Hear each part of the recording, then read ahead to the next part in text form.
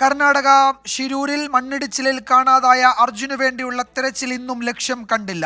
മലയാളിയായ മുൻ major general M ഇന്ദ്രബാലന്റെ നേതൃത്വത്തിലുള്ള ഡ്രോൺ പരിശോധനയിൽ നിർണായക വിവരങ്ങൾ ലഭിച്ചു. എന്നാൽ ഗംഗാവലി പുഴയിൽ ലോറിയുടെ ക്യാബിന്റെ സ്ഥാനം സ്ഥിരീകരിക്കാൻ കഴിഞ്ഞിട്ടില്ല.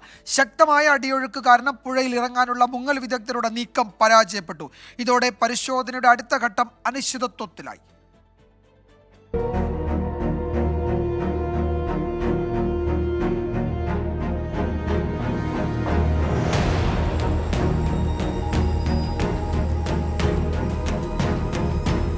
പത്താം ദിനവും അവസാനിക്കാത്ത കാത്തിരിപ്പ്.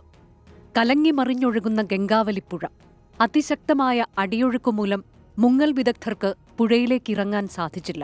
കരയിൽ നിന്ന് ഏകദേശം 20 മീറ്റർ മാറിയാണ് ലോറിയുള്ളതെന്ന് നേവിയുടെ സോണാർ പരിശോധനയിൽ ഇന്നലെ കണ്ടെത്തിയിരുന്നു.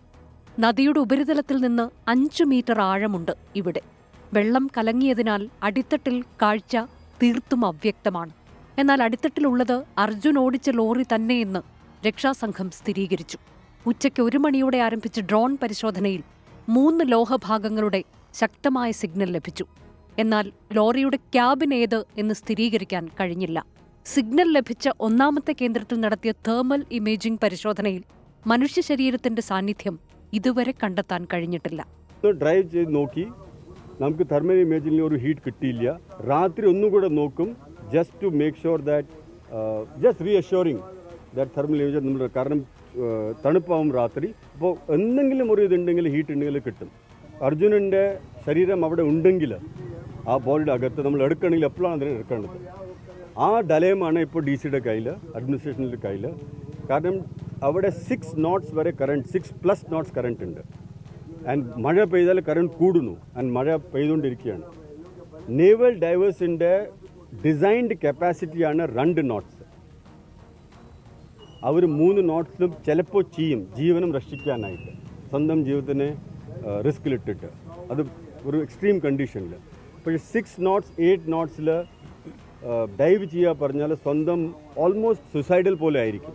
അതേസമയം ശക്തമായ കാറ്റിനെ തുടർന്ന് ഡ്രോൺ സ്റ്റേഷൻ പ്രവർത്തിപ്പിക്കാൻ കഴിയാത്ത സാഹചര്യമാണ് നിലവിലുള്ളത്.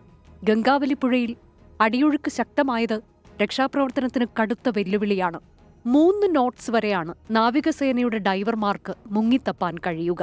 എന്നാൽ നിലവിൽ പുഴയിൽ 6 മുതൽ 8 knots ആണ് അടിയൊഴുക്ക്.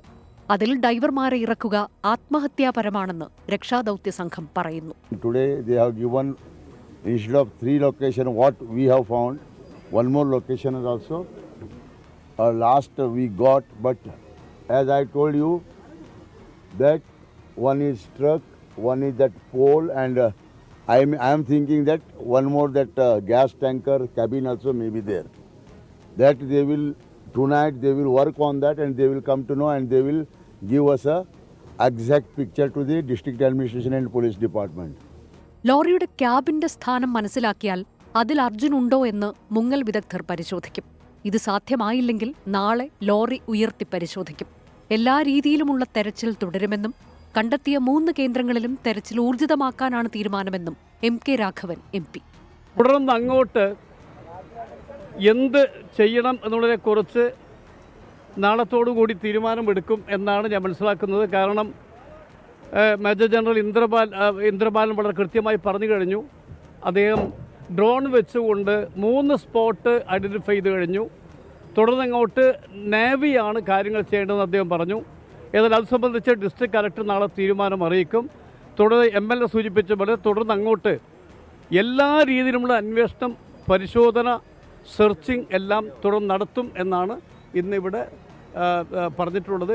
അപകട സമയത്ത് അർജുൻ വഴിയോരത്തെ ഹോട്ടലിൽ ഉണ്ടായിരുന്നതായി സംശയമുണ്ടെന്ന് കാർവാർ SP M നാരായണ 24നോട് പ്രതികരിച്ചു.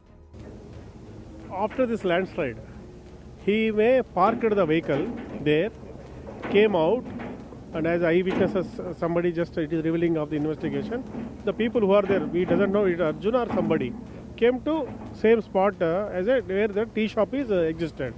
So they told that lady who has died here, told somebody that 8 passengers came and they ordered for dosa. അതേസമയം രക്ഷാസംഘത്തിന്റെ നീക്കങ്ങൾ ശരിയായ ദിശയിലെന്ന് അർജുന്റെ ബന്ധു പറഞ്ഞു.